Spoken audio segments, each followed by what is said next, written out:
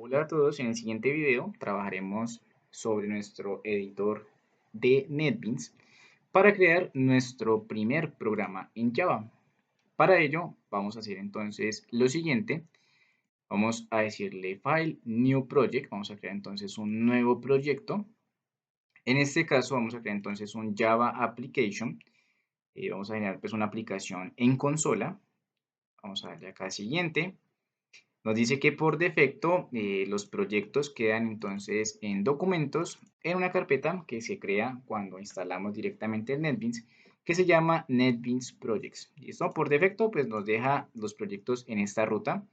Podríamos cambiar esta ruta de hecho a otra que tengamos por defecto. Vamos a ver por ejemplo que tenemos acá en documentos NetBeans Projects. Esto nos dice entonces aquí que tenemos los diferentes proyectos que vamos a ir creando. Para el curso vamos a crear entonces dos proyectos, uno llamado laboratorios, de esta manera, labs, correcto. Vamos a darle aquí finalizar. Por defecto pues él nos dice que va a crear la clase main, ya la procedemos a explicar. Vamos a dar aquí finalizar y vamos a crear otro proyecto. Entonces por aquí nos dice en projects, si no vemos entonces esta etiqueta de projects en view, vamos a ver cómo podemos ubicar nuestra carpeta de projects. Listo, vamos a ver un momento para que eh, podamos de hecho abrir acá nuestra carpeta. Listo, aquí está en Windows, Projects. Listo, en caso de que se nos cierre o se nos pierda como tal nuestra pestaña principal. Listo, Labs va a ser entonces nuestro proyecto donde vamos a ir viendo los diferentes conceptos. Y vamos a crear entonces otro proyecto que también va a ser un Java Application, que en este caso se va a llamar Courses. ¿Listo? Entonces, por un lado Labs, por el otro lado Courses.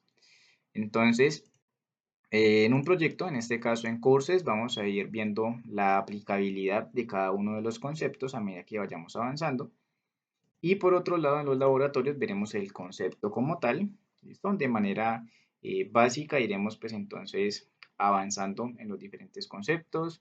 A medida que vayamos avanzando podremos ir comentando o generando métodos donde guardemos nuestro código o simplemente comentando para que de ahí en adelante pues trabajemos sobre este mismo proyecto, ¿listo? Ya hemos entonces creado los dos proyectos. De hecho, vemos que por aquí en el NetBeans Projects tenemos Labs y tenemos Courses, ¿correcto? Y vamos a ver entonces que aquí en Labs tenemos una clase main que se ha creado por defecto.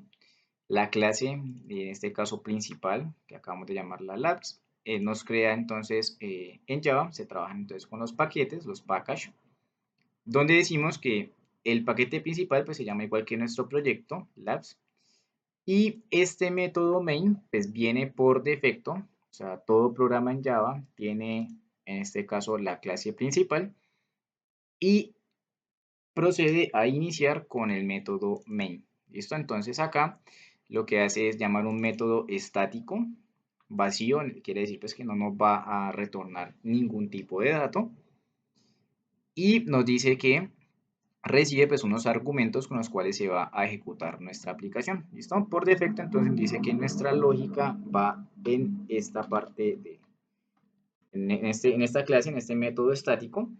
¿Listo? Vamos a proceder entonces con nuestro primer programa en Java.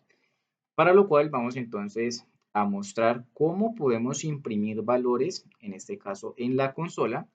Recordemos pues que tenemos dispositivos tanto de entrada como salida a nuestro computador. Entonces, dispositivos de entrada como el teclado, como el mouse, como huelleros, escáneres.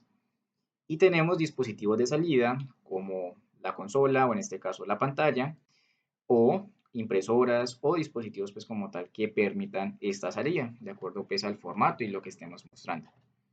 Para imprimir en consola y mostrar en pantalla, ¿listo?